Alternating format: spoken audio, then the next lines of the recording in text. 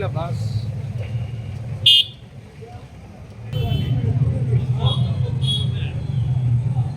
ಇನ್ನೂ ಸ್ವಲ್ಪ ಆ ಕಡೆ ಹಾಕೋಣ.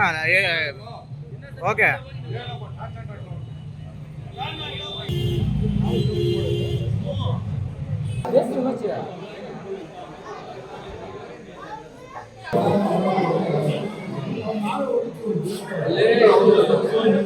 ರಸ್ತೆ ಅಗಲೀಕರಣ, ಕಟ್ಟಡಗಳ ತೆರವು ವೇಳೆ ದುರಂತ. ಚಿಕ್ಕಬಳ್ಳಾಪುರ ಎಂಜಿ ರಸ್ತೆ ಕಟ್ಟಡಗಳ ತೆರವು ವೇಳೆ ಒಬ್ಬ ಸಾವು, 3 ಗಾಯ.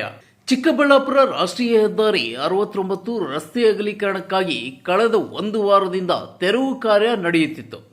ಇಂದು ಖಾಸಗಿ ಕಟ್ಟಡವೊಂದು ತೆರವುಗೊಳಿಸುವ ವೇಳೆ ಎಪಿಎಂಸಿ ಮಾರುಕಟ್ಟೆಯ ಮುಂಭಾಗ ಮೇಲ್ಚಾವಣಿ ಕುಸಿದು ಒಬ್ಬ ಮೃತಪಟ್ಟಿದ್ದು 3 ಜನರಿಗೆ ಗಂಭೀರ ಗಾಯವಾಗಿದೆ. ಜಿಲ್ಲಾಸ್ಪತ್ರೆಯ ಮುಂದೆ ಮೃತ ಸಂಬಂಧಿಕರ ಕುಟುಂಬಸ್ಥರ ರೋದನೆ ಮುಗಿಲು ಮುಟ್ಟಿದೆ. ಇಂದು ಯಾಕೋ ಟೈಮೇ ಸರಿಯಿಲ್ಲ ಅನಿಸುತ್ತೆ. ಒಂದೇ ಕೋಮಿಗೆ ಸೇರಿದ 4 ಜನ ಜೀವ ತೆತ್ತಿದ್ದಾರೆ. ರಾಷ್ಟ್ರೀಯ ಹೆದ್ದಾರಿಯಲ್ಲಿ ನಡೆದ ಅಪಘಾತದಲ್ಲಿ ದರ್ಗಾಗೆ ಹೊರಟಿದ್ದ 3 ಇಹಲೋಕ ತ್ಯಜಿಸಿದ್ದರೆ ಚಿಕ್ಕಬಳ್ಳಾಪುರ ನಗರದಲ್ಲಿ ಒಬ್ಬರು ಮೃತಪಟ್ಟಿದ್ದಾರೆ.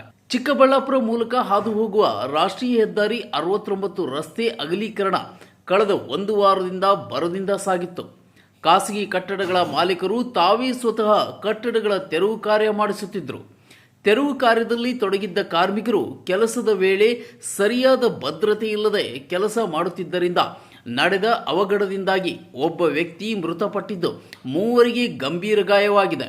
ಎಂಜಿ ರಸ್ತೆ ಎಪಿಎಂಸಿ ಮಾರುಕಟ್ಟೆ ಮುಂಭಾಗದ ಹೋಟೆಲ್ ಕೆಂಪಣ್ಣ ಕಟ್ಟಡ ತೆರವು ಮಾಡುವಾಗ ಸರಿಯಾದ ಎಚ್ಚರಿಕೆ ಕ್ರಮಗಳನ್ನು ತೆಗೆದುಕೊಳ್ಳದ ಕಾರಣ ಚಾವಣಿ ಕುಸಿದು ಬಿದ್ದು ಇಸ್ಲಾಂಪುರದ ಕಾರ್ಮಿಕ ಸಮೀವುಲ್ಲಾ ಎಂಬಾತ ಮೃತಪಟ್ಟಿದ್ದು, ಅವರ ಕುಟುಂಬದ ಸದಸ್ಯರಾದ ಮನ್ಸೂರ್ ಅಲಿ, ನದೀಂ, ಶಫೀವುಲ್ಲಾ ಎನ್ನುವರಿಗೆ ಗಂಭೀರ ಗಾಯಗಳಾಗಿ ಸರ್ಕಾರಿ ಜಿಲ್ಲಾಸ್ಪತ್ರೆಯಲ್ಲಿ ಚಿಕಿತ್ಸೆ ಪಡೆಯುತ್ತಿದ್ದಾರೆ. ಯಾರು ಎಷ್ಟು ಜನ ಇದ್ರಿ? ಏನೇನು ಹೆಸರು?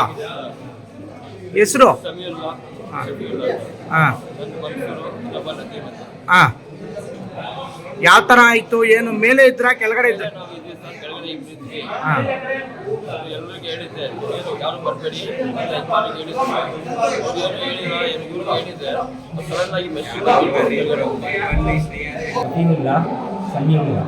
ಅವರಿಬ್ಬರಿಗೂ ಇದಾಗಿದೆ.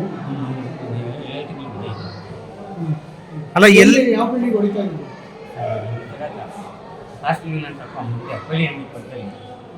ಎಷ್ಟು ಜನ ಇದ್ರು ಆ ಬಿಲ್ಡಿಂಗ್ ಅಲ್ಲಿ? 4 ಜನ ಇದ್ರು. ಇಬ್ಬರಿಗೆ ಇದಾಗಿಲ್ವಾ? ನೀವು ಇದ್ರ ಜೊತೆ? ಸರ್, ನಿಮ್ಮ ಹೆಸರೇನು?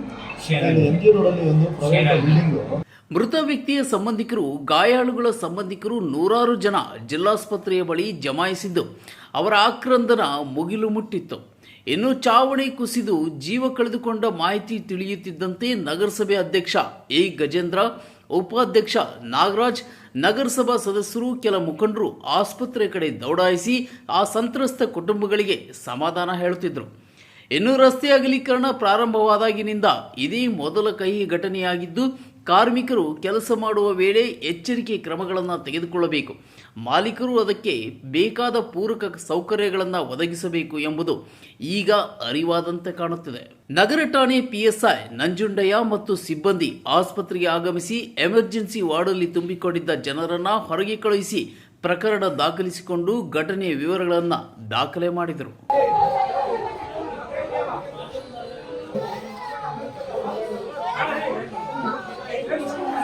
Yeah.